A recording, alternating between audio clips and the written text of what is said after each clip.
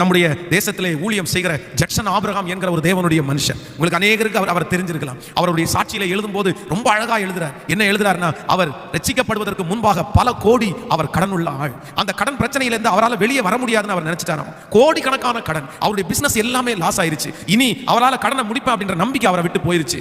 அந்த நம்பிக்கை போகும்போது இனி பேசாம தற்கொலை செய்து மாண்டு போகலாம், இந்த கடன்ல இருந்து நம்மளால வெளியே வர முடியாது என்று தற்கொலைக்கு நேராக போகும்போது ஆண்டவர் அவரை சந்திக்கிறார். ஆண்டவர் அவரை தொட்டார். ஆண்டவர் அவரை முழுவதுமாய் ரட்சித்தார். அதற்கு பிறகு ஒரு சின்ன கேக் ஷாப் ஒன்று ஆரம்பிச்சார். இன்னைக்கு அவருடைய சாட்சியை நீங்க வந்து நீங்க போய் படிச்சு பாருங்க.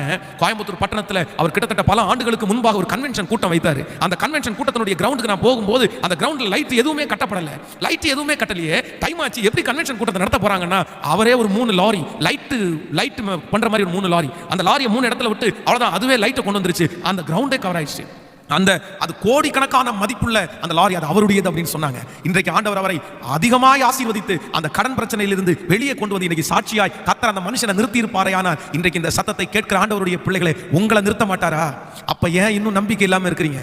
உங்களை நிறுத்த மாட்டாரா? ஜாய்ஸ் மேயர் என்கிற தேவனுக்கு ஊழியம் செய்கிற அவங்களை குறித்து ஒரு சாட்சியை வாசித்தேன். அவர்களும் அப்படித்தான் ஆண்டவருக்குள்ள வரதற்கு முன்பாக பல கோடிக்கு கடன்காரியா இருந்தார்கள். அவர்களால அதிலிருந்து வெளியே வரவே முடியவில்லை. ஆனா வேதத்தில் இருக்கிற ஒரு 100 வாக்குத்தத்த வசனங்களை எழுதி திரும்ப திரும்ப திரும்ப அறிக்கை செய்து இந்த வசனம் எனக்காக தான் எழுதப்பட்டிருக்கிறது, இந்த வசனம் எனக்காக தான் எழுதப்பட்டிருக்குதுன்னு சொல்லி அறிக்கை செய்ய ஆண்டவர் இன்னைக்கு அவங்க மாதமான செலவு பண்ற ஊழியத்திற்காக செலவு பண்ற பணமே பல கோடி ரூபாய் செலவு பண்ற அளவுக்கு இன்னைக்கு ஆசீர்வதித்த கர்த்தர் உங்களை வெளியே கொண்டு வர மாட்டாரா?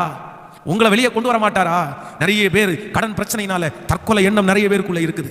நிறைய பேருக்கு வாழ்றதுக்கு பிடிக்கல, நிறைய பேர் சாப்பிட்றதுக்கு கூட பிடிக்கல, நிறைய பேர் இங்க இருக்கிற நிறைய பேர் நீங்க தூங்குறதே இல்லை சரியா, நிறைய பேர் தூங்குறதில்லை. எப்போ எந்திரிச்சாலும் உங்க கண்ணுக்கு முன்னாடி கடன் என்கிற ஒரு அரக்கன் வந்து நின்று உங்களை பயப்படுத்தி கொண்டே இருக்கிறார். அந்த அரக்கனை தான் நீங்க பாக்குறீங்க. அந்த அரக்கன் தான் உங்களை பயமுறுத்துறார். அந்த அரக்கன் உங்களை சாப்பிட வேணான்றா, அந்த அரக்கன் உங்களை தூங்க வேணான்றா, அந்த அரக்கன் உங்களுக்கு நிம்மதியாகவே உங்களை விடல, உங்களை பயமுறுத்திட்டே இருக்கிறான். அதனால நிறைய பேர் இது வேண்டாம், இந்த வாழ்க்கையே வேணாம், முடிக்கலாம், தற்கொலை செய்யலாம்னு கூட நினைக்கலாம். ஆனா உங்கள்கிட்ட நிறைய பேர் ஆண்டவர் டைரக்டா பேசிட்டு இருக்காரு. ஆண்டவர் நேருக்கு நேராய் பேசுகிறார். உங்க மேல அன்பு வச்சு, உங்க மேல இரக்கம் வச்சு ஆண்டவர் பேசுறார். மகளே நீ பயப்படாதே, மகனே நீ பயப்படாதே. அந்த அரக்கன் ஒரு மிகப்பெரிய அரக்கனாய் உனக்கு முன்பாய் நின்றாலும் உன்னை விடுதலை ஆக்குற ஒருவர் உண்டு, உன்னை தூக்கி எடுக்கிற ஒருவர் உண்டு. அவர் நினைப்பாரே ஆனால் அவர் எத்தனையோ பேரை ஆசீர்வதித்தவர். நிச்சயமா உங்களை அதிலிருந்து வெளியே எடுத்து கொண்டு வருவார்.